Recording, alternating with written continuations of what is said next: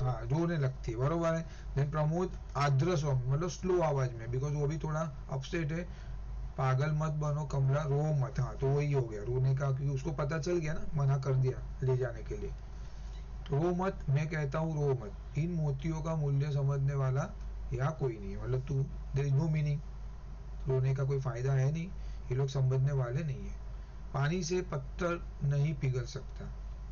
कमला, भैया क्या, मतलब वो बोलना चाहती है कि मतलब मेरे को लेके नहीं जाओगे क्या, आप इधर ही रहोगी।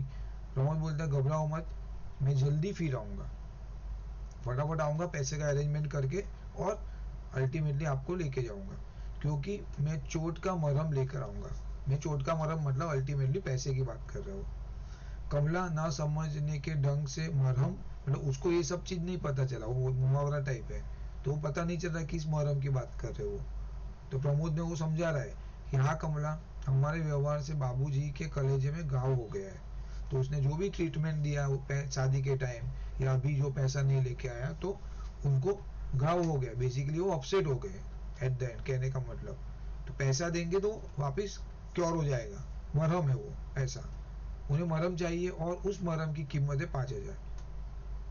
कमला चौंक कर भाई की ओर, मतलब उसको लगा अरे इतना ज्यादा रुपया, उसको पता है अपने घर की कंडीशन। तो प्रमोद बोलते तुम चिंता मत करो कमला, मुहर्रम का प्रबंध हो जाएगा, मतलब आई अरेंज मनी। इस गिरे हाल में भी मकान 7-8 हजार में तो बिक ही जाएगा। मतलब now what happen, see how bad shape they are in, मतलब वो घर बेच के उसमें से 5,000 रुपया देगा, वो खाली लड़की को घर पे लाने के लिए। कितना वर्स्ट सिचुएशन, घर बेचना पड़ रहा है। तो गिरे हाल में मतलब इतना कंडीशन नहीं था घर का अच्छा, तो भी बुरी कंडीशन में भी घर के 7-8 हजार तो आ जाएंगे। Out of that 5,000 he will pay to his father in law, क्या नाम है, जीवनलाल को, बराबर है। देन व्हाट हैपन, कमला बोलती है व्याकुलता पूर्व आगे से, मेरी विदा के लिए घर न बेचना।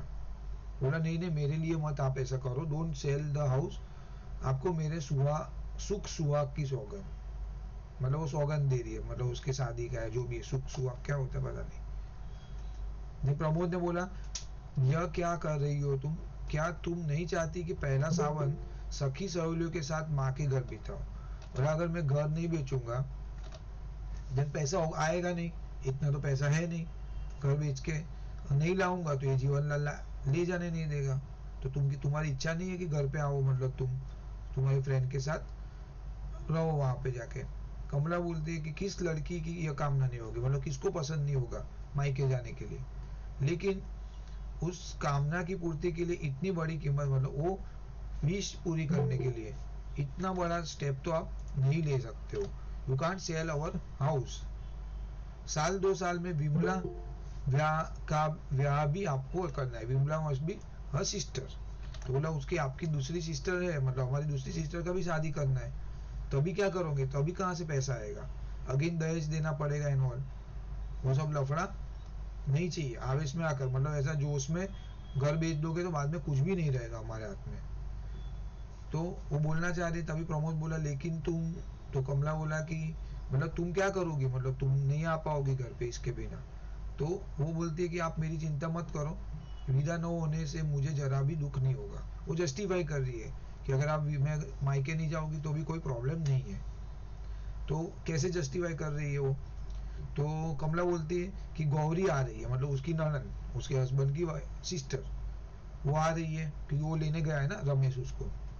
बहुत अच्छा स्वभाव है उसका, मतलब वो एज ए फ्रेंड ही है, वही सेम एज के दोनों, हर समय हंसती हंसाती रहती है, उसके साथ रहकर मुझे सखी सहेलियों की कभी कमी महसूस नहीं होगी, आप विश्वास करें भैया। मतलब वो भाई को बोलती है कि don't worry I can manage, मतलब हियर आई कैन स्टे, और उसके साथ में टाइम स्पेंड कर लूंगी।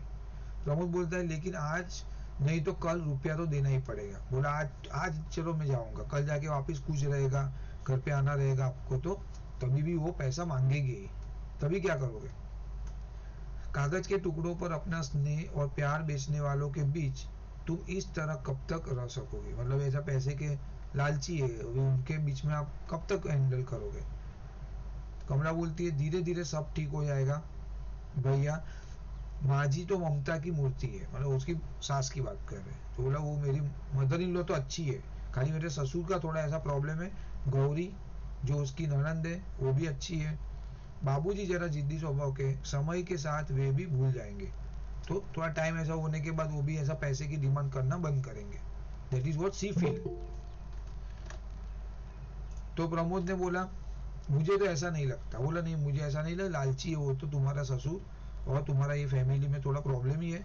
सब एक ही धातु के बने हुए, मतलब सब एक सरीके है, सब लोग को पैसे का लालच है। हो सकता है माँ जी की ममता सिर्फ दिखावा हो। तो बोला माँ जी जो दिखाती है सब प्यार, वो सब मतलब धोखा है, ऐसा करके बता रहे वो। अंदर से राजेश्वरी का प्रवेश, गोरा रंग, स्वस्थ शरीर, सफेद साड़ी और ब्लाउज पहने, मतलब उसकी सासू आ जाती है।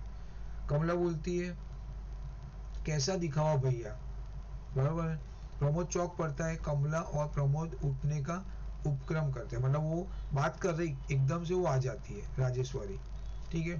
तो वो पूछ रही है क्वेश्चन कि तुम क्यों ऐसा बोल रहे हो, क्यों ऐसा लग रहा है कि मेरी सासू जो है वो दिखावा करती है। तब तक एकदम में उसकी एंट्री हो जाती है, तो वो लोग रिस्पेक्ट देने के लिए खड़े हो जाते हैं।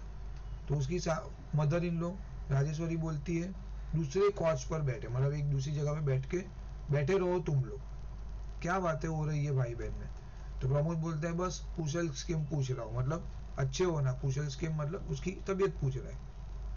राजेश्वरी ने बोला हाँ विदा के लिए क्या कहा उन्होंने। तो बोला मेरे हस्बैंड ने तुमको क्या बोला, जीवनलाल ने। तो प्रमोद मौन रहता है।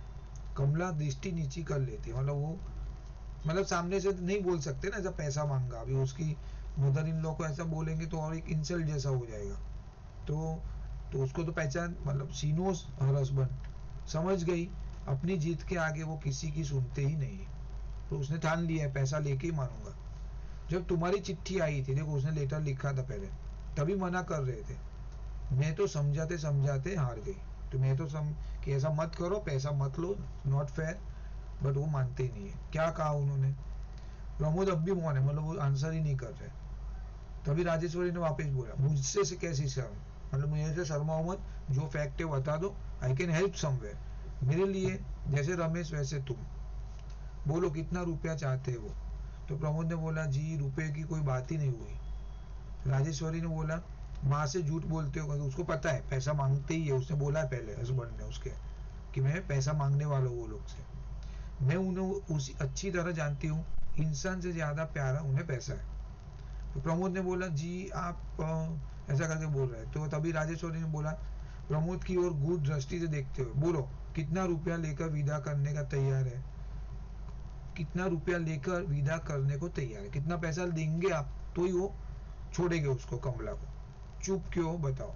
तो प्रमोद ने धीरे से बोला 5,000। राजेश्वरी बोलती है बस, मतलब उसके लिए वेरी नॉमिनल अमाउंट है, ऐसा करके बोले, because she must be having, पैसा है उसके पास, एक्स्ट्रा पड़ा हुआ है, छुपा के रखा हुआ है उसने। मैं देती हूँ तुम्हें। उनके मुंह पर मारकर कहना येलो कागज के रंग बिरंगे टुकड़े, जिन्हें तुम आदमी से ज्यादा प्यार करते हो। उठकर सामने वाले द्वार की ओर बढ़, मतलब पैसा लेने जा रही है, अभी लाती हूँ। तो प्रमोद बोलता है कि ठहरिए माँ जी। राजेश्वरी रुक जाती है और मुड़कर प्रमोद की ओर देखती है। प्रमोद ने बोला मुझे रुपये नहीं चाहिए, मैं बिना विदा कराए ही जा रहा हूँ, मतलब आपके पैसे से मुझे उनको गलत हो जाएगा, मतलब वो ऑनेस्ट है, बोला ऐसा नहीं चाहिए, वो पैसे से मैं विदा नहीं कर, मैं लेके नहीं जाऊंगा सिस्टर को। कमला उसी प्रकार मूर्तिवत बैठी है।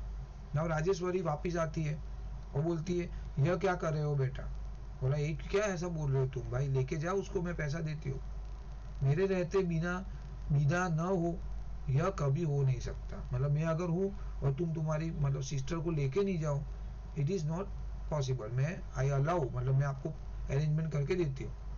मैं माँ हूँ, माँ के दिल को समझती हूँ। उसके भी डॉटर गई है ससुराल गौरी, तो उसको भी उसका फीलिंग है भारी स्वर में। जिस तरह उतावली होकर मैं गौरी की राह देख रही हूँ, उसी तरह तुम्हारी माँ भी कमला की राह देख रही होगी। ऑब्वियसली वो गौरी की राह देख रही है, यहाँ पे वो कमला की राह देख रही है उसकी मदर। नहीं विदा जरूर होगी, लेके जाना आप, तू अकेले नहीं जाओगे। कमर से कुंजियो मतलब की का बंच है, का गुच्छा निकालकर कमला की ओर बढ़ाती हुई वो बोला जा तिजोरी से रुपया निकाल के लेके आ, मतलब उतना उसको फ्रीडम दे रही है, तुमको जो पैसा चाहिए वो ले, चाबी है, इतना ट्रस्ट है, मतलब हर character is very good, very nice character. Kamala गुच्छा लेने के लिए हाथ आगे नहीं बढ़ाती है, वो नहीं लेती है, फिर भी उसने भाई ने मना कर दिया है। प्रमोद खिड़की की ओर मंद गति से बढ़ता है। राजेश्वरी ने बोला, जाती क्यों नहीं, जा ना भाई, पैसा लेके आ, जल्दी कर। कमला उठकर माँ जी कहती है और फिर सिसकने लगती है, मतलब रोने लगती है वापिस। राजेश्वरी मेरी बेटी कहकर उसे हृदय से लगा लेती है। प्रमोद खिड़की से बाहर की ओर देखने लगता है। जीवनलाल बोलता है, अरे सुनती हो, गौरी के आने का समय हो गया है, तुमने स्वागत की कोई तैयारी नहीं की। तो उसने बोला कि उसकी वाइफ को बोल रहा है कि भाई तुम वो आने वाली है, तो तुम थोड़ा घर बराबर ठीक ठाक कर लो, she is going to arrive at any point of time. Rajeshwari बोलती है, जा बेटी तू अंदर जा। कमला अंदर जाती है। प्रमोद मुड़कर बाहर वाले द्वार की ओर देखता है जिधर से जीवनलाल आते हैं। नाउ जीवनलाल बोलते हैं, अरे तुम यहाँ खड़ी हो, जाकर तैयारी करो स्वागत की। जरा यह भी तो देख ले कि नाक वाले अपनी बेटी का स्वागत कैसे करते हैं। मतलब वो अभी उसको ताना मार रहा है कि तू पैसा लेके नहीं आया, तो I am not going to allow your daughter, मतलब उसकी सिस्टर को जाने को अलाउ नहीं कर रहा है। बट मेरी डॉटर अगर आ रही है तो हम उसका वेलकम कैसे करते, तू देख अभी, ऐसा करके एक इंसल्ट फील कराते हैं उसको। तो राजेश्वरी बोलती है, गालियों के अलावा कभी सीधी बात निकलती नहीं है तुम्हारे मुंह से, मतलब ऐसा क्यों उसको इंसल्ट कर रहे हो अननेसेसरली। जब देखो बेढंगी बात है, मतलब फालतू की ऐसे बातें मत करो। जीवनलाल बोले, यह लो, इसमें कौन सी गाली दे दी मैंने, मतलब टोन तो मारा है उसने ऑब्वियसली। राजेश्वरी बोलती है, तुम समझते हो कि दुनिया में एक तुम ही नाक वाले हो। नाक वाले मतलब एक प्राउड, एक रिस्पेक्ट वाले पर्सन हो, और सब नकटे। नकटे मतलब किसी को औकात कुछ भी नहीं है, उसके सामने सब नीचे है, ऐसा करके वो समझता है जीवनलाल। तो जीवनलाल ने बोला, तुम्हें तो मेरी हर बात में बुराई दिखाई देती है। प्रमोद, तुम ही बताओ मैंने कोई बुरी बात कही है। तो उसको प्रमोद कोई पूछता है कि भाई मैंने कुछ बुरा बोला क्या तेरे को, ऐसा बोला कि देख ले नाक वाले अपनी बेटी का स्वागत कैसे करते हैं, उसमें कुछ बुरा बोला मैंने क्या। प्रमोद ने बोला, ठीक ही कहा है आपने। अभी प्रमोद भी बोलता है आंसर, आज के युग में पैसा ही नाक और मुंह है, मतलब अगर पैसा है तो सबका रिस्पेक्ट है, नहीं तो कुछ वैल्यू नहीं है। If you don't have money in your pocket there is no value of yours. जिसके पास पैसा नहीं है वो नाक मूछ होते हुए भी नकटा ही मुझ कटा है, मतलब कोई औकात नहीं है उसकी, कोई ताकत नहीं है, कोई वैल्यू नहीं है। नाउ जीवनलाल है, नपथ्य से खून का स्वर, मतलब एक रंगमंच में पर्दे के पीछे से एक आवाज आ रहा है टी टी टी करके। तो उसको लग गया, ये लोग को सबको लगने लगा रहे भाई now my daughter is suppose to be there. वो रमेश लेने गया था उसको। आ गई मेरी गौरी। राजेश्वरी से, अरे घड़ी घड़ी मेरा मुंह क्या, मतलब he was very excited Jeevanlal, he wants to meet her daughter. घड़ी घड़ी मेरा मुंह क्या देख रही हो, अंदर से मिठाई का थाल लाओ, मतलब वो बोलता है चलो आ गई है फटाफट स्वीट लाओ उसको खिलाएंगे। राजेश्वरी उसी प्रकार खड़ी रहती है, मतलब वो कहाँ पे भी जाती नहीं है, उसकी दृष्टि बाहर वाले द्वार की ओर है। प्रमोद भी उसी ओर देख रहा है। सब लोग वहाँ पे गौरी को बेसिकली वेट कर रहे हैं, रमेश उसको लेके आएगा। अंदर वाले द्वार के पर्दे की ओट में कमला खड़ी है। अंदर दरवाजा है, वहाँ पे एक पर्दा है, उसके बाजू में पीछे थोड़ा वो खड़ी हुई है। बाहर से उसका हाथ दिखाई दे पड़ रहा है, मतलब बाहर से उसको खाली हाथ दिखाई दे रहा है। जीवनलाल बड़े उत्साह से द्वार की ओर बढ़ते हैं, तभी बाहर से रमेश आता है। इकहरे बंद, मतलब उसका भी स्ट्रक्चर है, इकहरे बदन, मतलब ऐसा सिंगल दुबला सर का सुंदर नवयुवक है, पैंट और कमीज पहने है, हाथ में बरसाती कोट है, कोट रहेगा हाथ में एक, चेहरे पर उदासी के चिन्ह है, मतलब ही वॉज वेरी अपसेट। अभी उनको पता नहीं है क्या हुआ एक्चुअली। बरसाती कोट कॉच पर रखकर चुपचाप खड़ा हो जाता है। तो जीवनलाल ने बोला, गौरी कहाँ है। जब बाहर वाले द्वार का पर्दा हटाकर बाहर झांकने के बाद घबराए हुए स्वर में, तो उसको लगा पीछे आ तो नहीं रही है कुछ सामान लेके या कुछ, तो उसने देखा, पहले श्योर किया, गौरी नहीं दिखी, तो उसको बोला अरे गौरी किधर है। तो रमेश ने बोला वह नहीं आई। जीवनलाल ने बोला नहीं आई क्यों, तबीयत तो ठीक है ना उसकी। तो उसने बोला हाँ, तो फिर क्यों नहीं आई।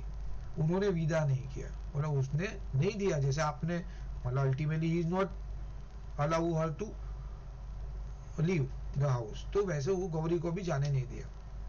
तो राजेश्वरी एकदम हतप्रत हो गई। सी कोच पर बैठ जाती है। कमला के हाथ में कंपन होता है जिससे पर्दा भी हिल जाता है, मतलब वो भी उनको भी थोड़ा अपसेट हो गई, कमला भी अपसेट हो गई, राजेश्वरी भी अपसेट हो गई। प्रमोद बड़े ध्यान से जीवनलाल की ओर देख रहा है। जीवनलाल ने बोला, जैसे किसी ने छाती पर घुसा मार दिया हो, विदा नहीं की? क्यों नहीं की विदा? क्यों नहीं किया विदा? क्या हो गया? रमेश बोला, कह रहे थे दहेज पूरा नहीं दिया गया। बोला, तुमने जो पैसा दिया वो उनको इनफ नहीं लगा, सफिशिएंट नहीं लगा। तो उन्होंने तो अच्छा ही दिया था, बिकॉज ही नोस अपने लेवल से बेस्ट दिया है उसने। जीवनलाल ने बोला, हमने तो जीवन भर की कमाई दे दी और उनकी नज़र में दहेज पूरा नहीं दिया गया, बराबर है, तो लोभी कहीं के। बोले, इतना पैसा देने के बाद भी अभी उनको लग रहा है कम पैसा दिया, लोभी है, लालची है सब। तो राजेश्वरी ने बोला, उन्हें क्यों भला बुरा कह रहे हो? बेटी वाले चाहे अपना घर द्वार बेच कर दे दे, पर बेटे वालों की नाक बहुत सिकुड़ी ही रहती है। ये हम लोग ने शायद ये बहुत सिकुड़ी एक था पहले मुहावरा, मेरे हिसाब से मतलब ऐसा लालची, कितना भी पैसा दो तो भी उनको उनका सेटिस्फिकेशन नहीं होता है। तो हमने तो पूरा बेच दिया, बेच भी देंगे ना तो भी उनको कमी लगने वाला है। लड़की वाले घर बार बेच देंगे, ज्वेलरी बेच देंगे, फिर भी पैसा उनको सामने वाले को कम लगेगा। जीवन बोलाल बोलता है कि मगर शराफत और इंसानियत, मतलब अभी वो बात करने लगा, खुद का नहीं देख रहा है वो, जबकि अभी उसके ऊपर आया तभी उसको ये सब समझ में आ रहा है, शराफत इंसानियत है।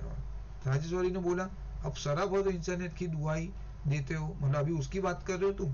कुछ देर पहले तो मतलब तुम क्या करते थे पहले, थोड़ी टाइम पहले कमला के साथ वही कर रहे तुम, प्रमोद के साथ। तो जीवनलाल के ऊपर आया तो बोलता है, चुप रहो तुम। राजेश्वरी ने बोला, बहुत चुप रही, अब नहीं रहोगी। आखिर क्या कमी है बहू के दहेज में? मगर तुम हो कि मतलब अभी बहू ने जो लेके आई है वो इनफ ही है हमारे लिए, क्या था प्रॉब्लम? इनफ तो है, मतलब लेटर गो, अलाउ करो उसको। तो जीवनलाल उसको वापिस अनसुना करता है, बोला, अरे कुछ सुना ही नहीं दिया, वैसा ही करता है। मेरी बेटी की विदा न करके उन्होंने मेरा अपमान किया है, बोला वो नहीं करके मेरा इंसल्ट किया उन्होंने। तो राजेश्वरी बोलती है, भाई कितने बजे आए? हाँ लीजिए। तो राजेश्वरी बोलती है, तुम भी तो किसी की बेटी की विदा न करके अपमान कर रहे हो किसी का, मतलब तुम भी प्रमोद और उसकी मदर का इंसल्ट कर रहे हो। You are not allowing her to go. तो अल्टीमेटली क्या हुआ? तुम जो कर रहे हो तुम्हारे साथ हुआ। तो जीवनलाल गुस्सा हो गया, मतलब उसको अभी सच सुनना पड़ रहा है ना, फैक्ट है, चिल्ला रहे उसके ऊपर गौरी की माँ। तो राजेश्वरी बोलती है, अब भी आंखें नहीं खुली? जो व्यवहार अपनी बेटी के लिए तुम दूसरों से चाहते हो वही दूसरे की बेटी को भी दो। मतलब तुम ऐसा चाहते हो कि तुम्हारी लड़की तुम्हारे घर पे आए विदाउट एनी हर्डल, तो तुम भी ऐसा करना चाहिए, मतलब तुम्हारी बहू को भेजना चाहिए। Don't expect all dowry and all. जब तक बहू और बेटी को एक साथ नहीं समझोगे, न तुम्हें सुख मिलेगा न शांति। जीवनलाल बेचैनी से इधर उधर टहलते, वे हाथ मल रहे, सिर नीचे झुका है। प्रमोद रमेश के पास जाकर खड़ा हो जाता है। देन जीवनलाल बोलता है, बहू और बेटी, बेटी और बहू, अजीब उलझन है, कुछ समझ में, मतलब वो कंफ्यूज हो गया अभी, मतलब he is very upset, not able to think anything, गड़बड़ हो गई अभी तो, उसकी लड़की नहीं आई तो बहुत अपसेट हो गया। राजेश्वरी बोली, अगर हर बेटे वाला यह याद रखे कि वह बेटी वाला भी है तो सब उलझने सुलझ जाए। मतलब उसका लड़का रमेश है, तो वो अभी क्या कर रहा था पहले, आधे घंटे पहले, कि भी वो बहुत दिखा रहा था अपना ईगो, हाँ भाई बहुत मेरे पास पैसा है नॉट, बट वो भूल गया कि मेरी लड़की भी आज मायके ससुराल गई हुई है, उसके साथ कुछ गड़बड़ होगा तो उसके ससुराल वाले उसके साथ तकलीफ देंगे। तो तुमको भी ऐसा रखना चाहिए कि तुम्हारे घर में किसी की लड़की आई है, then you have to be soft with that, अपनी खुद की लड़की की तरह ट्रीट करो उसको, तो ही आपका आगे भगवान मतलब देखेगा अच्छी तरह। जीवनलाल रुक कर पत्नी को देखते हैं, शायद तुम ठीक है, अभी उसको थोड़ा रियलाइज हो गया कि नहीं नहीं गलत है, मैं गलत था, I did a wrong thing. Pramod अभी क्या बोलता है, अब मुझे आज्ञा दीजिए बाबूजी, मतलब वो बोलता है अभी जाओ, मैं जाता हूँ, अभी ऐसे भी ये माहौल ऑलरेडी खराब हो गया यहाँ पे, और उसने तो ठान लिया था भेजेगा नहीं कमला को। तो जीवनलाल बोलता है, मतलब शौक गया, अरे रुक जाए एक मिनट प्रमोद, मेरी गाड़ी का, प्रमोद बोलते हैं मेरी गाड़ी का समय हो रहा है, मैं जा रहा हूँ। बोला अभी मेरा टाइम हो गया, आई हैव टू लीव। द्वार तक जाते फिर घूमकर मैं जल्दी फिर आऊँगा। बोला ठीक है, अभी मेरे पास पैसा नहीं है, but I will arrange and I will come back. विश्वास रखे इस बार आपकी चोट के लिए मरहम लाना न भूलूंगा। मतलब उसको जो चोट लगी है, उसको जो प्रॉब्लम हुए, उसके जो बारात के टाइम प्रॉब्लम हुए, अभी जो पैसा नहीं लाया, तो I will get all this money and come back. Jeevanlal बोलते हैं ठहरो प्रमोद, मुझे और लज्जित मत करो, मतलब और इंसल्ट मुझे फील नहीं हो रहा है, मेरा गलती हुआ है, मेरा ओके गिल्टी फील हो रहा है। मेरी चोट का इलाज बेटी की ससुराल वालों ने दूसरी चोट से कर दिया। तो बोला जो मैंने तेरे साथ किया वो मेरे साथ अभी हो गया है, so now I understood. Then Jeevan Pramod बोलता है बाबूजी ऐसा करके क्या, मतलब वो शौक हो गया एकदम से, इतना जल्दी वो समझ गया चीज को। जीवनलाल बोलता है कभी कभी चोट की मरहम का काम कर जाती है, मतलब जो चोट लगी वही मरहम का भी काम कर जाती है। जो चोट लगी उससे वो समझ गया कि मैंने गलत किया है आप लोग के साथ। अरे उसने राजेश्वरी को बोला खड़ी खड़ी हमारा मुंह क्या ताक रही हो, अंदर जाकर तैयारी क्यों नहीं करती, बहू की विदाई नहीं करनी है क्या। मतलब अभी वो बोलती है अभी उसको भेजेंगे हम लोग। कमला का हाथ पर्दे की ओट में हो जाता है, वह हर्ष के आंसू पूछती हुई शीघ्रता से अंदर जाती है। Now see is happy. Ramesh और प्रमोद मुस्कुराकर एक दूसरे की ओर देखते हैं। जीवनलाल मंद गति से खिड़की की ओर बढ़ते हैं और तभी धीरे धीरे यौवनी का मतलब कर्टेन नीचे ड्रॉप हो जाता है। तो भाई पूरा स्टोरी ये है, अच्छा है, you know is very nice drafting. Okay now question answer है हमारे पास, already I have said earlier, और हम लोग कोई सेट मिलेगा ऐसा कोई तो उसमें से भी देखेंगे। फिलहाल ये है तो we can able to follow this. Okay अभी इसमें आपको थोड़ा और डिटेल में कुछ मिलेगा, इसमें है यहाँ से है, ठीक है बहू के। ये लेखक का परिचय पूछते हैं क्या, लेखक का परिचय विनोद रस्तोगी। हाँ एनी आइडिया भाई, सो रहे कि सब जागते हैं। हाँ दीप, हाँ सर। पूछते हैं क्या ये लोग। हाँ सर, मतलब पता तो नहीं, लेकिन क्लासेस में तो करवाया था। हाँ तो हम लोग भी देख लेते हैं चलो। तो ताई अभी कौन पढ़ेगा, मेरा तो हो गया अभी पढ़ के, बहुत याद आई। मैं पढ़ूं सर? हाँ पढ़ो दीप, चलो आप थोड़ा थोड़ा और भी कोई पढ़ लेना दीप के बाद। हाँ हाँ दर्शवी पढ़ना है आपको। दर्शवी क्या बोल रही है, क्या बोल रहे हो, आपका आवाज तो पहले आ नहीं रहा प्रॉपर। हाँ हाँ नहीं आ रहा आवाज आप। हाँ क्या गीत, हाँ ब्रेक हो रहा है, मस्ट बी। हाँ ठीक है दीप आप ही पढ़ो, फिर फिलहाल आप पढ़ो, बाद में थोड़ा टाइम के बाद और किसी को पढ़ने देंगे। चलो पढ़ो। हाँ लेखक का परिचय। लेखक का परिचय।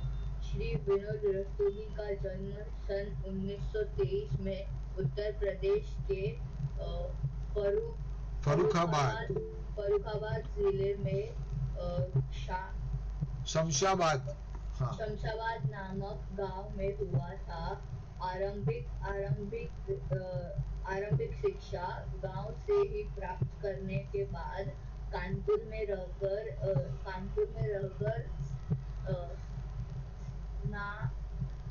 स्नातक कानपुर में रहकर स्नातक, स्नातक नहीं, स्नातक मतलब ग्रेजुएट, स्नातक का मतलब होता है ग्रेजुएट। हाँ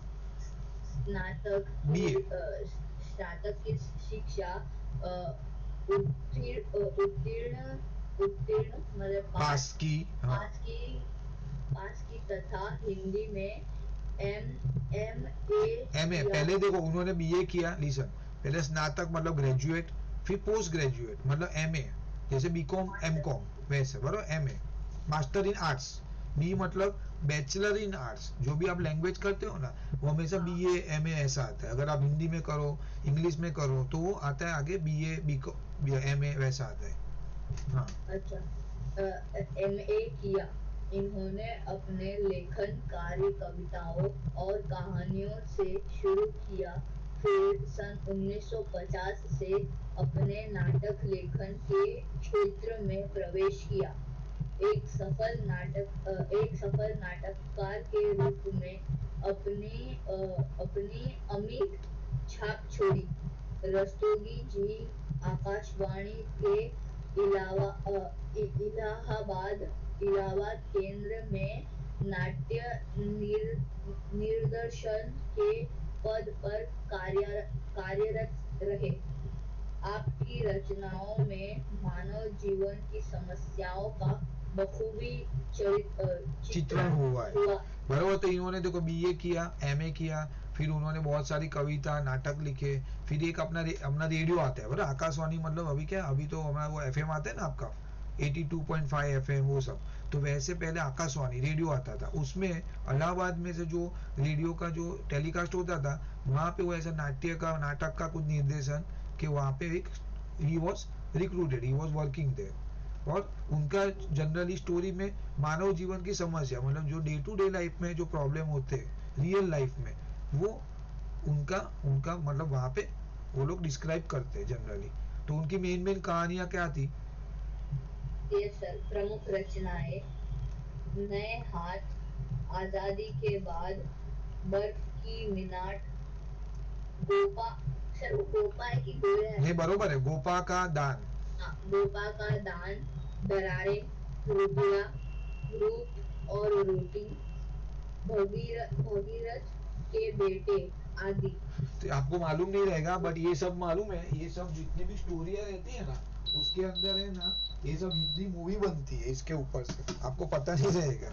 मालूम है ना, वो 3 इडियट पता है ना सबको, वो तो पता रहेगा। हाँ सर। तो वो जो एक बंदा था उसकी वो थी, राइटिंग थी, उसने एक स्टोरी लिखा था, उसके ऊपर जो 3 इडियट बना। तो उसका मतलब ऑब्वियसली उसको क्रेडिट जाता है, पैसा मिलता है उसको, उसका परमिशन लगता है, but then it is there, you know, ये सब पिक्चर उसमें से बनते हैं हमारे, इवन सीरियल्स भी बनती है। ओके नाउ उद्देश्य, मतलब ये इसका उद्देश्य क्या है, व्हाट इज द मोटिव? ये सर उद्देश्य प्रस्तुत एकांकी बहू की विवाह सामाजिक समस्या से संबंधित दहेज प्रथा के अभिशाप पर करारा चोट किया गया है, जिससे अधिक प्रभावित वर्तमान मध्यम वर्गीय, महावर्गीय परिवार है। मध्य वर्गीय मतलब मिडिल क्लास। अच्छा, मध्य वर्गीय परिवार है। हर माता पिता अपने बेटी के जन्म से ही उसके सुखी भविष्य के लिए धन जुटाना शुरू कर देते हैं, क्योंकि वे अपनी बेटी को किसी प्रकार की किसी प्रकार की दुखी नहीं देखना चाहते हैं। जहाँ माता पिता दहेज नहीं जुटा पाते, वहाँ वहाँ टीओ को अरे बेटियों टीओ बेटियों को अच्छा सॉरी बेटियों बेटियों को माता पिता बेटियों को प्रताड़ित किया जाता है, मैं हैरान, परेशान किया जाता है। हाँ हाँ, प्रताड़ित किया जाता है और उनको अनेक कष्ट झेलने पड़ते हैं। झेलना पड़ता है। साथ ही उन्हें विष देकर या जलाकर मार दिया जाता है। ऐसी स्थिति में शारीरिक तथा मानसिक यातनाओं से त्रस्त आकर नववधुएं स्वयं मौत को गले लगा लेती है। प्रस्तुत एकांकी में उन लोगों पर भी टिप्पणी है जो पराई बेटी पर दहेज न लाने पर अत्याचार करते हैं, परंतु यही लोग अपेक्षा रखते हैं यह अपेक्षा रखते हैं कि विवाह के बाद उनकी बेटी से दहेज की मांग न की जाए, या यदि यदि लड़की व लड़के वाले नहीं, हाँ बरोबर, लड़की व लड़के वाले दोनों ही, अच्छा लड़के वाले दोनों ही युवतियाँ बिना दहेज लिए दिए विवाह करने का संकल्प ले और दहेज जैसे कुकृत्य, कुकृत्य, हाँ वेरी गुड, कुकृत्य का सामाजिक बहिष्कार करे तो यह कलंक हमेशा हमेशा के लिए मिट जाएगा। बराबर, वेरी गुड। तो ये सब समझो और कब you can utilize all these thing. ज्यादा हार्ड इंग्लिश नहीं है, नहीं बराबर है, वो कोई वर्ड है बट वो ठीक है, वो जरूरी है, उसके अंदर है, और उसके ऊपर वेटेज। आप अच्छे वर्ड एकदम मतलब थर्ड स्टैंडर्ड की हिंदी वापरना नहीं है, अभी you are in almost 10th standard, तो ठीक है। इस जरूर ये जो सर ने लिखा है ना, ये जो इन्होंने लिखा है, he is a PhD in Hindi. Okay, वो खुद himself is a PhD, is a very very good position, ठीक है, उनका बहुत अच्छा है। तो एनीवे तो ये कहने का मतलब ये सब वर्ड है, ये बहुत सारी चीजें you can include in your answer.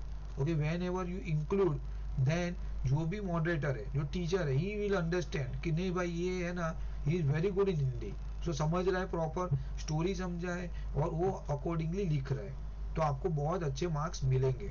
Okay, is very difficult to score in Hindi, is not easy at all. Maths में आप लेके आ जाओगे, 80 मार्क का पेपर रहेगा बोर्ड में, ठीक है, 75 प्लस आ जाएंगे guaranteed. History, geography, Hindi, here you will not able to score at all. 60 के ऊपर आ गए तो बहुत हो गए, ऐसा हो जाता है समटाइम, ठीक है। यू रियलाइज दैट इन आपकी जो बहुत सारी एग्जाम होगी उसमें आपको रियलाइज होगा वो चीज, ठीक है। You have to be very careful all this stuff. तो क्या बोल रहा है यहाँ पे, मोरल उद्देश्य क्या है, तो भाई आपको पूछ सकता है ये कहानी का उद्देश्य, ऐसा पूछ लिया, क्या लिखोगे फिर, ठीक है, आपको फ्रेम करना पड़ेगा ये सब चीज। अगर आपको तो पता है स्टोरी, नो डाउट, बट आप उद्देश्य लिखने को बोलेगे तो आप लिख ही नहीं पाओगे, क्या लिखोगे उसके अंदर। दहेज प्रथा का एक रिलेटेड आपको कुछ लिखना पड़ेगा, ठीक है। तो उसमें लिखा हुआ है मध्यम मतलब मिडिल क्लास परिवार में क्या प्रॉब्लम होता है, 2-3 लड़कियां है, अगर किसके पास कितना दहेज देगा, उसका फादर एक कमाने वाला है, कितना पैसा देगा वो लड़की के ससुराल में। और एक बार नहीं रहता, हर हर ओकेजन में, मतलब बच्चा हुआ, that time you have to give gift to everybody, पैसा देना पड़ेगा। 2 बच्चे हुए उसको, 3 लड़कियां है, तीनों को 2-2 बच्चे हुए, मतलब 6 ओकेजन, कितना सब करना पड़ेगा। कोई उसके ससुराल में मर गया तो भी वापस यहाँ से कुछ करना पड़ता है। तो there are so many rituals. लड़की पैदा हुई मतलब समझ लेना गए काम से, पास्ट में ऐसा था। सो दूध पीती करते थे, मालूम है ना, मैं बोला था, मतलब दूध के अंदर डुबो देंगे, बच्ची जैसे पैदा हुई ना, सीधा तुरंत ही दूध का एक कटोरा रखते बड़ा, उसके अंदर डुबो देंगे, उसको मार डालेंगे तुरंत ही। उसको बोलते हैं बच्ची को दूध पीता करना, ये रिचुअल था पहले, ठीक है। तो वो लोग बोलते हैं कि भाई ये दहेज, यही मेन रीजन था, ये दहेज वाला ही रीजन था, सबसे बड़ा प्रॉब्लम ये था।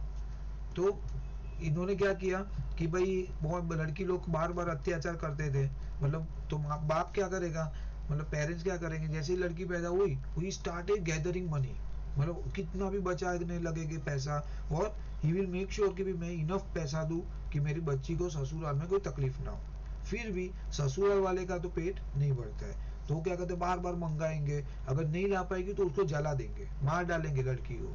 हाँ, बहुत टाइम हुआ ऐसा, बहुत सारे केसेस हुए हैं, हजारों लाखों की संख्या में, एक दो की बात नहीं कर रहा हूँ मैं, अगर आप देख लेना गूगल करके इंडिया का हिस्ट्री, ठीक है। तो ऐसा सब होता था। देन इसके लिए क्या करते थे, भी बार बार वो पैसा मांगेगी, वो लोग खुद नहीं बोलेंगे, उसकी वो बहू को बोलेंगे भाई तेरे पापा को बोल पैसा दे, तेरे पापा को बोल कार दे, तो तेरे पापा को बोल ज्वेलरी दे, या मेरे को घर लेना है तो उसको बोल पैसा दे, ऐसा करके बार बार हस्बैंड और इन लॉस सब मिल के। तो अभी वो लड़की क्या करेगी, उसको पता है कि अपनी उसकी फैमिली का क्या लेवल है, भाई बार बार तो मांगेगी नहीं, नहीं देगी ये लोग मारेंगे उसको, ठीक है। अच्छा, दूसरा, नहीं नहीं मांगे उसने तो उसको मार डालने का ऑलमोस्ट ट्राई करेंगे, जलाएंगे, जहर देंगे, देखो लिखा है यहाँ पे। देन एट द एंड क्या करेगी, लड़की को पता है कि भाई ये मानने वाले नहीं है, वहां पे मेरे पेरेंट्स को तो ऑब्वियसली वो पेन देना नहीं चाहेगी, कोई भी लड़की अपने पेरेंट्स को तकलीफ देना नहीं चाहती है, तो वो क्या करेगी, सुसाइड कर लेगी। तो it was happen like that, लिखा है अत्याचार का, परंतु क्या आगे ट्रस्ट आकर नववधु मतलब बहू, लड़की जो शादी किया है जस्ट, स्वयं मौत को गले लगा लेती है, सुसाइड करेगी, ठीक है।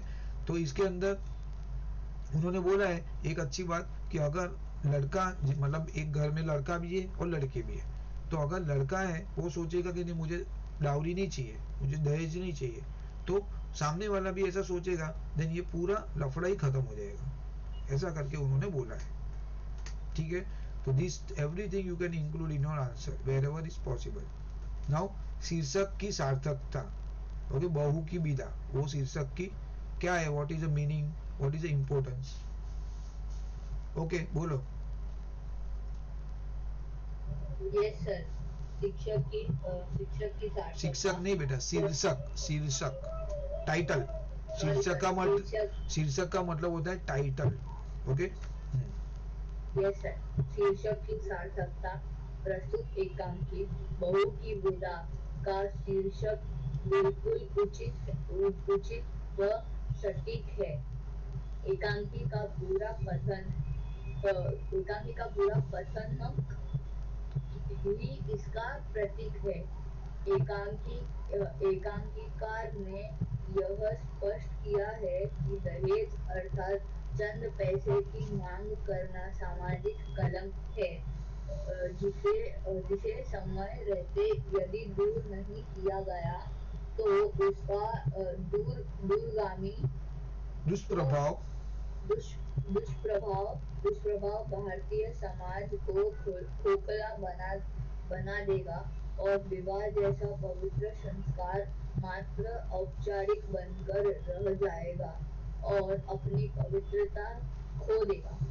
एकांकी में जीवनलाल द्वारा बहू को विदा नहीं किया गया क्योंकि वह पूरा दहेज नहीं लाए थे।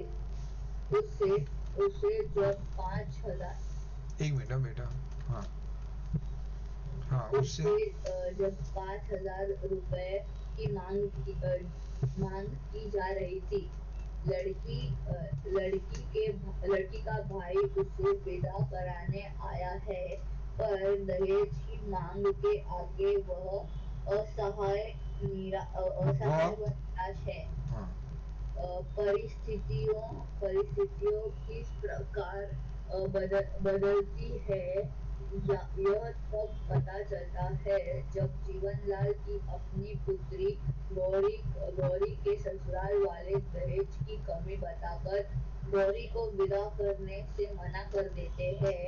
अब जीवनलाल को अपनी भूल महसूस हुई और वो बहू को विदा कर देते हैं। Okay, very good. ठीक है, तो ये शीर्षक की सार्थकता है, पूरा मतलब आपको बायट करना, याद रखना पड़ेगा, 2-3 बार पढ़ोगे तो याद रहेगा, सो कुछ नहीं है। तो अल्टीमेटली वो प्रॉपर ही बोला है, पूरा स्टोरी का यहाँ पे उन्होंने इन शॉर्ट बोला, इसमें कुछ नहीं समझे जैसा है तो मुझे पूछो, बाकी तो मोटा मोटा कोई प्रॉब्लम नहीं है। कोई ऐसा वर्ड है कि जो नहीं समझे आपको? वॉ लिखते हैं ना हर एक जगह, वॉ मतलब और, मतलब ये और ये ऐसा दोनों है ना। ये असहाय व निराश, देखो लिखा है ना कि दहेज की मांग के आगे वो यहाँ पे वो आएगा, ये यहाँ पे ह मिसिंग है, आगे वो असहाय वो मिसिंग, असहाय वो निराश, बरोबर है, मतलब वो अपसेट भी है और हेल्पलेस है, वो बेचारे के पास पैसा नहीं है, क्या करेगा दहेज के बिना। परिस्थितियां किस प्रकार बदलती है जब पता चलता है, हाँ ठीक है, ये तो अपने को पता है। वापिस देखो कैसा ट्विस्ट आ गया, वहां झगड़ा ही चल रहा है वो मैटर पे, उसको ही वॉज वेरी कॉन्फिडेंट कि मेरी लड़की तो आ ही जाएगी, बिकॉज उसने तो बहुत सारा चीज दिया था कंपेरेटिवली, कमला के कंपेयर में तो गौरी के शादी में तो बहुत सारी चीज उसने की है, तो ही वॉज वेरी वेल कि नहीं, वो तो गौरी तो उसको सपने में भी ख्याल नहीं था कि ऐसा करेंगे वो लोग, बरोबर है। तो उसने तो प्रमोद को तो बहुत परेशान कर रहा वो 1 घंटे से, तो उसके ऊपर आ गया वही चीज। नाउ इसमें मुख्य पात्रों की चरित्र चित्रण, मतलब जीवनलाल कैसा है, मतलब उसकी कैरेक्टर कैसा है, राजेश्वरी का कैरेक्टर क्या है, मतलब उसका सब आएगा। ओके, और कोई पढ़ो अभी, चलो दीप ने बेचारा ने पढ़ा इतना। सर आप हिंदी के बाद कुछ और भी कराने वाले हो? आप कल सुबह क्यों नहीं आए? अरे नहीं, वो क्या हुआ ना, वो पता नहीं वाईफाई को कुछ तो हो गया, चल ही नहीं रहा। मैं जागी थी पर चल ही नहीं रहा, तो मैं ज्वाइन ही नहीं कर पाई। हाँ आपने आपने ये वर्ड अच्छा बोला, मैं जागी थी, वो चीज मुझे अच्छी लगी। अरे मतलब ऐसा नहीं रहा, आपको लगेगा मैं सो ही रही हाँ, थी, लगा नहीं, नहीं लगा नहीं था ऐसा। 1 मिनट मैं थोड़ा ये पॉज, हाँ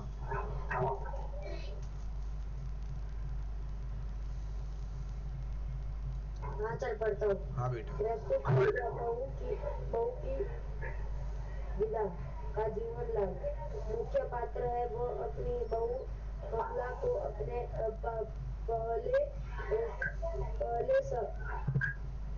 पहले सावन पर विदा करने से मना कर देता है, सिर्फ इसलिए कि उसके मायके वाले दहेज जैसी सामाजिक परंपरा को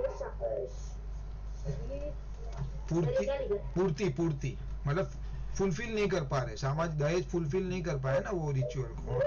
वो अपने समृद्धि खुशहाली सामर्थ्य के आगे बहू के भाई प्रमोद को नीचा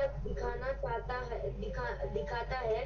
वह प्रमोद के प्रति कूट नहीं कटु कटु शब्द का प्रयोग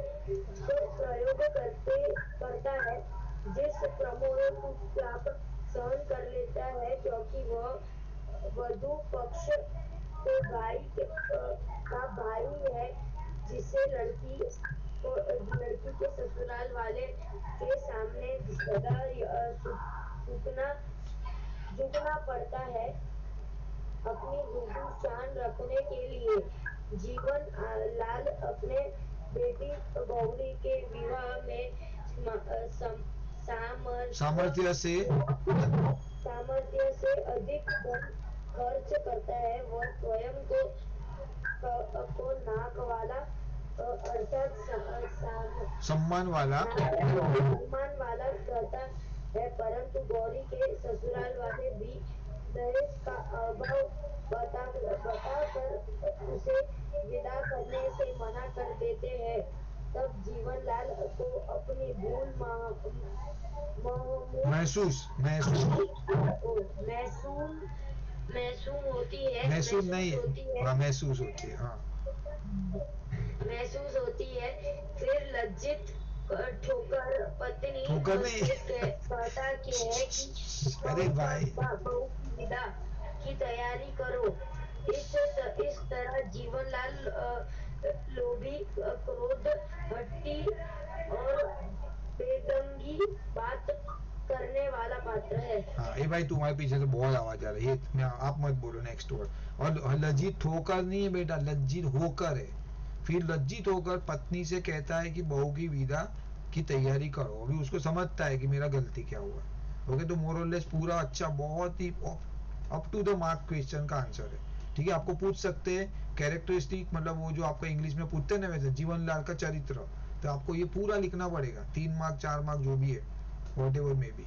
ओके, और अल्टीमेटली उसका फाइनल कैरेक्टर कैसा है? क्रोधी है, लोभी है, लालची है, बेसिकली हठी है, जीत वाला, जीत करता है। और बेढंगी बात, प्रॉपर बात नहीं करता है, प्रमोद को बार बार नीचा दिखाता है, इंसल्ट करता है उसका। ओके, उसके अगेंस्ट में राजेश्वरी का पात्र। ओके, बोलो ध्रुवी, बोलो, चलो आप ही। ध्रुवी है कि गई? हाँ सर, बोलो राजेश्वरी। हाँ, राजेश्वरी जीवनलाल की पत्नी व रमेश की माँ है। वह बहुत अच्छे एवं नेक स्वभाव की औरत है। उसका स्वभाव अपने पीठ से पति अलग है। ओ माई पति। हाँ, आप समझ के सुनो ध्रुवी, लिसन। भले आप थोड़ा एक स्लो पढ़ोगे, बट ऐसा पढ़ो कि आपको यूटिलाइज होगा। जस्ट फॉर ए सेक नहीं पढ़ना है, ऐसा मतलब you have to understand and read, तो आपका पढ़ाई भी हो गया ना जो साथ में। हाँ, पति से बिल्कुल अलग है। जहाँ जीवनलाल जिद्दी, अभिमानी और कठोर स्वभाव का व्यक्ति है, वही उनकी पत्नी राजेश्वरी धैर्यवान और ममता की मूर्ति है। वह पति द्वारा दहेज की 5,000 रुपए की मांग को अपनी तरफ से देना चाहती है। वह बहू कमला का पक्ष लेते हुए वह अपने पति को खरी खोटी सुनाने से नहीं चूकती और अपनी सूझबूझ से कमला को उसके भाई के साथ विदा कर आप ऐसा भी अपनी समझ से ऐसा भी लिख सकते हो, बराबर। इसके सब समानार्थी वर्ड आपको आता है तो you can write it down. सूझबूझ मतलब ऐसा समझ से अब कमला को अपने उसके भाई के वो ट्राई करती है कि भाई चलो मेरे एंड से हो जाएगा उसका काम, मतलब वो अटकेगा नहीं, लेटर बी देयर, मतलब उसके मायके जाने दो उसको। ओके प्रमोद। प्रमोद कमला एक नवयुवक भाई है। उसकी अवस्था एक सेकंड ना, 23 कमला वर्ष का, है। वेट सॉरी, प्रमोद कमला का, हाँ कमला का आएगा यहाँ पे, हाँ हाँ उसकी अवस्था 23 वर्ष है। वह अपनी बहन कमला को उसके ससुराल से विदा कराने के लिए आया था, जो कि समाज में व्याप्त अन्याय के खिलाफ चाहकर भी अपनी आवाज नहीं उठा सकता। वह ईमानदार एवं सम्मानीय व्यक्ति है, रिस्पेक्टेड फेलो, व्यक्ति हाँ। है।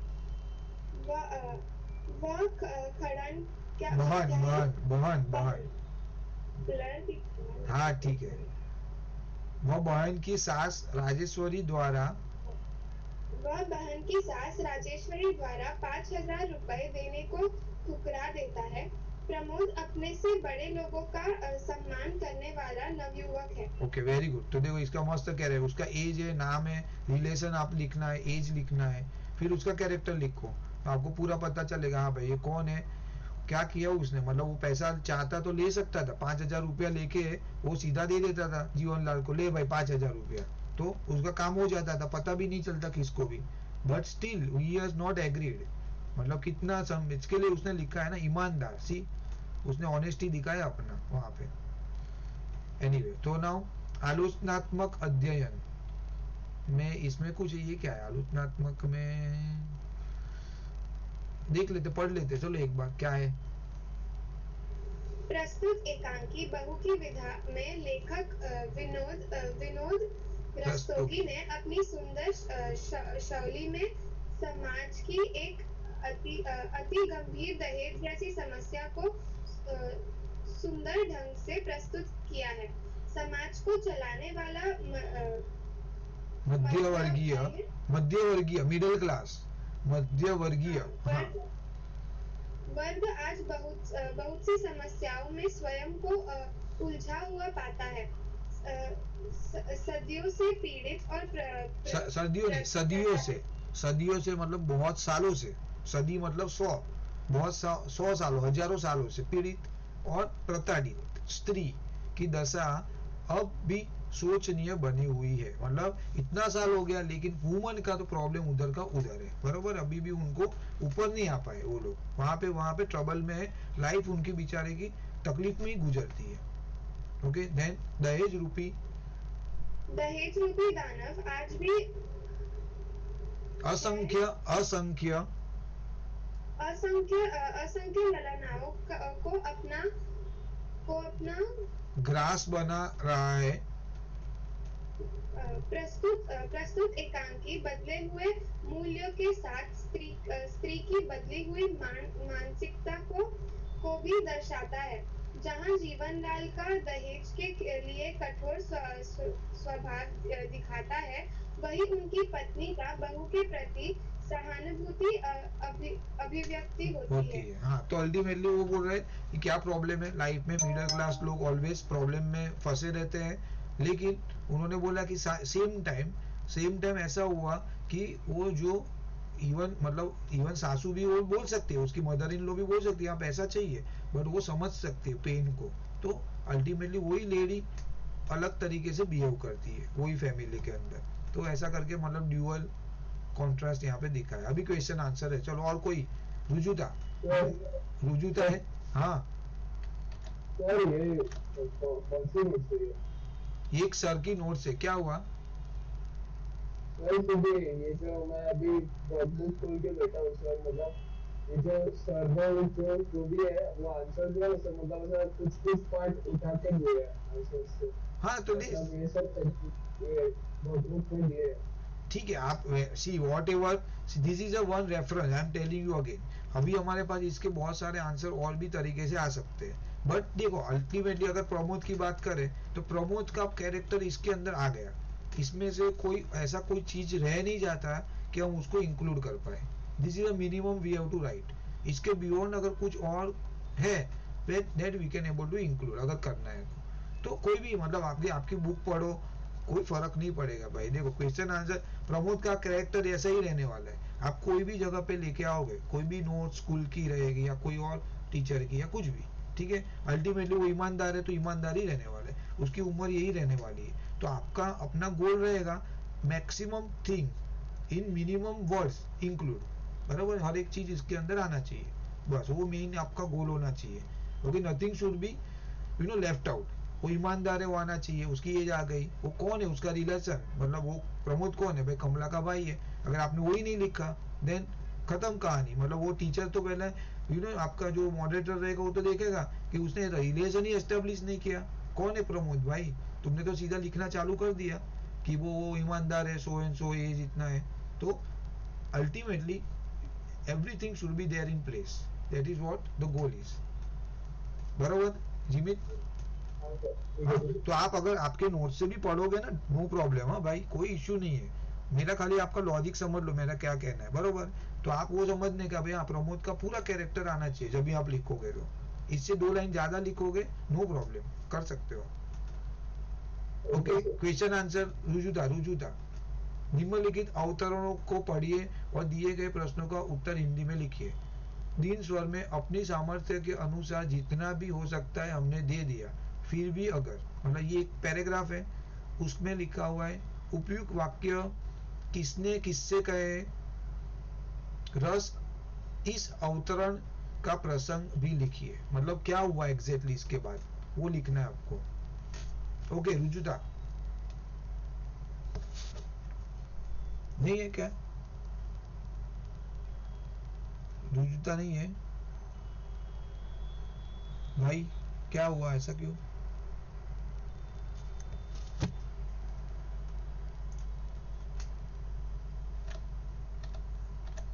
है ना, वो क्लास में थी ना, नहीं है, लो। So this is what happened, कौन कौन गया, दर्शवी गई, ऐसा क्यों हो रहा है?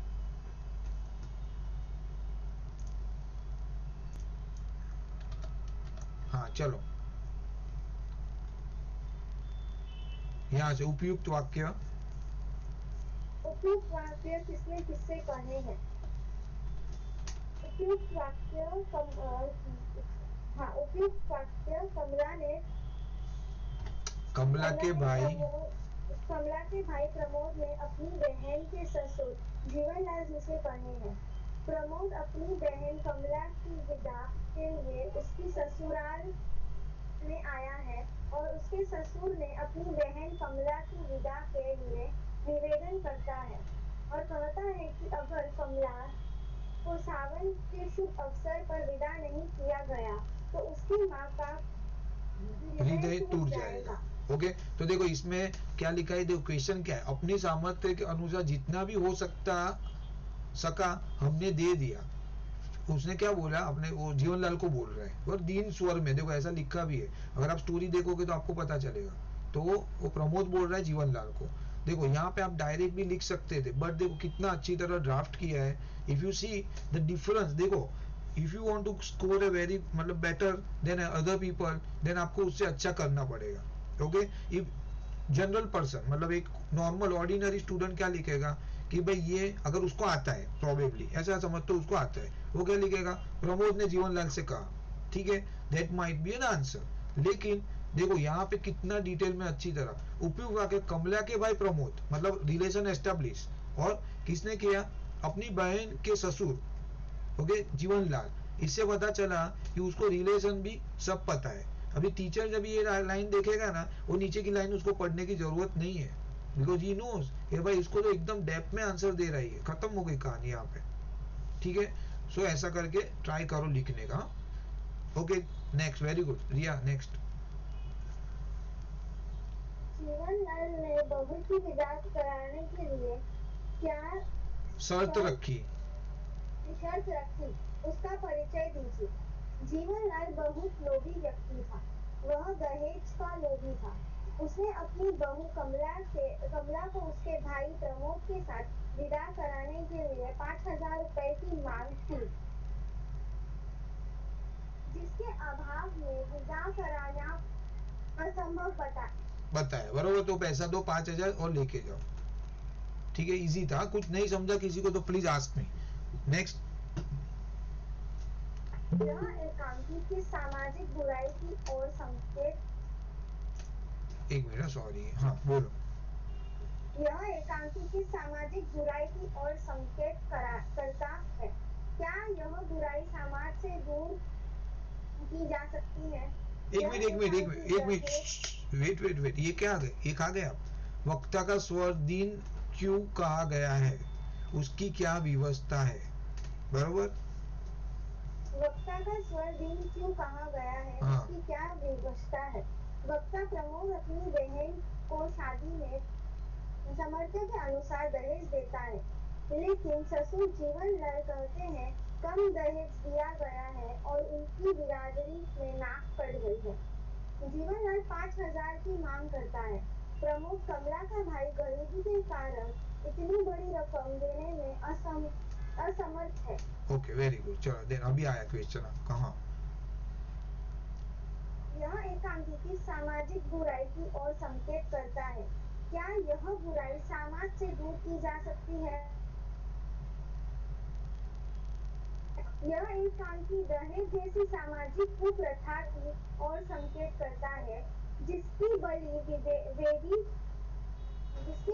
वेदी पर वे कन्याएं चढ़ती है जो अपने घरों से लड़के वालों की आशा के अनुरूप पर्याप्त इनफ पर्याप्त दहेज नहीं ले जाती है। इस बुराई को दूर करने के लिए जागरूकता की आवश्यकता है। साथ ही उन लोगों को भी दंडित किया जाना चाहिए जो दहेज देते या लेते हैं। ओके, तो अभी तो पनिशेबल है, अभी आज की तारीख में तो वो लॉ ही बन गया, बरोबर। अगर दहेज आपने मांगा तो भी पनिशमेंट है, और आपने दिया इन केस तो भी दहेज मतलब पनिशमेंट है। तो उसने बोला कि इसमें क्या कौन सा प्रॉब्लम को मतलब एड्रेस किया है, तो दहेज। ओके, दहेज की जो प्रथा थी पहले बहुत साल था, मतलब इट इज ए नॉर्मल। अभी ऐसा थोड़ा लगता है, बट पहले कंपलसरी था। ठीक है, तो बलि वेदी मतलब ये कन्या बेचारी उसके भी चक्कर में फंस जाती है। ठीक है, अगर कोई अच्छा फैमिली मिला तो ठीक है, अगर कोई ऐसा फालतू मिल गया तो बार बार पैसा मंगाते जाएगा। ओके, इस बुराई को दूर करने के लिए जागरूकता की आवश्यकता है। साथ ही उन लोगों को भी दंडित किया जाना चाहिए जो दहेज लेते या देते हैं। ठीक है, चलो नेक्स्ट। ओके, और कोई। हाँ, क्या बोल रही थी अभी, देखो समझ लो ये ससुराल वाली। ओके नेक्स्ट, गीत आप ही पढ़ो चलो। अरे पागल मत बनो कमला, रो मत। मैं कहता, हाँ बोलो, मैं हूं ना, आई हेल्प यू आउट, बोलो। पागल मत बनो कमला, रो मत, मैं कहता हूँ रो मत। इन मोतियों मतलब आंसू, जो है ना आंसू। हाँ, इन मोतियों का मूल्य समझने वाला यहाँ कोई नहीं है। पानी से पत्थर नहीं पिघल सकता, ये तो हमने ऑलरेडी, ये टेक्स्ट बुक का है भाई, याद रह गया मेरे को तो 2 बार पढ़ के। ठीक है, मतलब वो क्या कौन बोलता है, यह कथन किसने किससे कहा, बहुत इजी है तो। हाँ, यह कथन प्रमोद ने अपनी बहन कमला से कहा जब वह अपनी बहन को ससुराल से ले जाने के लिए आता है। प्रमोद से उसकी बहन कमला मिलने आती है, मिलने आती है, तब उसके शान से मुखड़े पर उदासी की घटा होती है, घटा होती है। उसके हाथों हाथों हाथों में लाल चूड़ियां, हाथों में लाल चूड़ियां, रेशमी साड़ी। कमला अपने भाई कबीर के पास आकर सिर नीचे किए खड़ी हो जाती है। वह रोने लगती है। जीवनलाल द्वारा उसे मायके न भेजने जाने का निर्णय पर कमला बहुत दुखी है। उसके रोने पर प्रमोद ने यह कथन उसे समझाते हुए कहा है। बराबर, तो वो रोने लगती है ना, तो वो बोलता है कि भाई तू रो मत, मैं आई विल अरेंज समथिंग। तो देखो उसके अंदर वो लड़की का, कमला का पूरा डिस्क्राइब भी किया। उसके हाथों में लाल चूड़ियां है, रेशमी साड़ी और ब्लाउज पहना हुआ है, और प्रमोद भाई उसके भाई के पास जाकर सर नीचा किए खड़ी हो जाती है। वह रोने लगती है। जीवनलाल द्वारा क्यों रोती है? तो भाई उसने पैसा मांगा है, कि भाई पैसा नहीं दिया तो I am not going to send you, that is sure. उसके रोने पर प्रमोद यह बोलता है, क्या बोलता है? पागल मत बनो कमला, रो मत, मैं कहता हूँ रो मत। इन मोतियों का मूल्य समझने वाला यहाँ कोई भी नहीं है। पानी में पत्थर नहीं पिघल सकता है, मतलब पानी से पत्थर नहीं पिघल सकता है। ओके नाउ, कौन रो रहा है और क्यों? ये तो ऑलमोस्ट इसके अंदर आंसर आ गया, पहले वाले का आंसर है, बट बोलो चलो ठीक है, कौन रो रहा है? प्रमोद की बहन कमला रो रही है क्योंकि दहेज के अभाव में के अभाव में उसके ससुर ससुर जीवनलाल उसको विदा विदा करने से मना कर देते हैं, इसलिए उसके विदाई का सपना टूट विदाई का जाता है। सपना टूट जाता है। जीवनलाल द्वारा प्रमोद के साथ किया गया बुरा व्यवहार भी कमला के रोने का कारण है। माई के पास माई कहाँ आ गई? माई है ना? माई कहाँ से? भाई है वो। अरे सॉरी भाई माई। हाँ, कोई भी माई अरे पर ये देखो वो फ्रेमिंग आपको पता होना चाहिए, we are talking about brother and sister obviously. हाँ चलो। नहीं, मुझे लगा मुझे मम्मी को भी माई बोलते, मुझे लगा माई आया है। ओके, भाई के पास भाई के पास 5,000 रुपए दहेज में पूरा न कर पाने की से वजह से वह मायके नहीं जा पाएगी। और वो तो उसको रोना क्यों आने लगा, उसको पता चल गया, जीवनलाल ने बोला पैसा दो भाई तो लेके जा।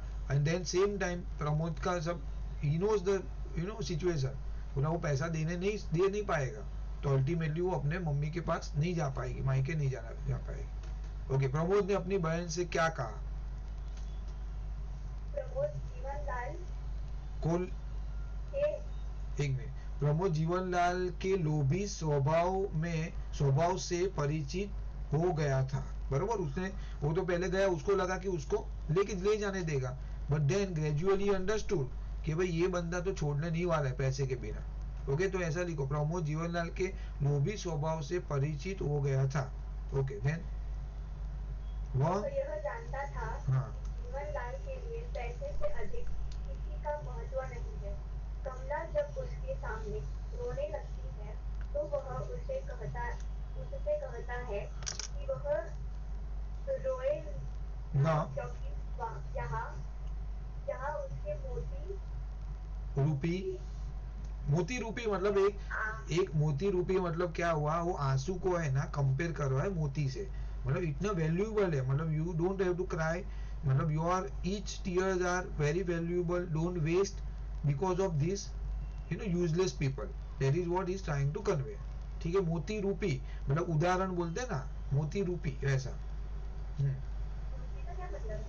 रूपी मतलब एग्जाम्पल दे रहा है, मोती के समान, मतलब आपका आंसू मोती के समान है, बरोबर है। अभी मेरी खुशी है, समझो ये आई मेट माई फ्रेंड, तो मेरी खुशी 1 करोड़ रुपए के बराबर है, 1 करोड़ रुपी, मतलब इट इज कंपेरिजन। ठीक है, your tear is compare with the moti, what it. हाँ, हाँ, मोती रूपी आंसुओं का मूल्य कोई नहीं समझेगा। पत्थर पानी से पिघल नहीं सकता। पिघल नहीं सकता। ठीक है चलो, कितना है? बस इतना ही है, बहुत कम क्वेश्चन आंसर है यार, चलो देखना पड़ेगा दूसरा बाद में। प्रमोद हाँ कमला को क्या आश्वासन देता है? प्रमोद कमला को के रोने पर बहुत दुखी होता है। वह कमला को आश्वासन देता है कि वह घबराए नहीं, क्योंकि शीघ्र ही वह जीवनलाल शीघ्र ही वह जीवनलाल की शर्त पूरी कर देगा। जीवनलाल को देने के लिए रुपये की आवश्यक रुपयों की व्यवस्था व्यवस्था या करके जल्दी ही उसकी विदा करके अपने साथ ले जाएगा। Okay fine, thank you. तो ये देखो प्रमोद कमला को क्या आश्वासन देता है, बोला अभी तू रो मत, मतलब उसको अभी पता चल गया कमला को अभी मैं तो नहीं जा पाऊंगी, it's very difficult for me to leave this house और not able to meet my parents. तो वो क्या बोलता है कि वह कमला का आश्वासन देता है कि वह घबराए नहीं, क्योंकि वो शीघ्र ही जीवनलाल की शर्त पूरी कर देगा, मतलब उसको जो पैसा चाहिए मैं दे दूंगा, और ये डिसाइडेड, मन में ही उसने सोच लिया कि मैं मेरा घर बेच दूंगा और उसमें से जो पैसा आएगा वो दे दूंगा, ऐसा करके डिसाइड कर दिया उसने, बोला भी सही उसने, ठीक है। जीवनलाल को देने के लिए रुपयों की व्यवस्था करके जल्दी उसकी विदा करके अपने साथ ले जाएगा।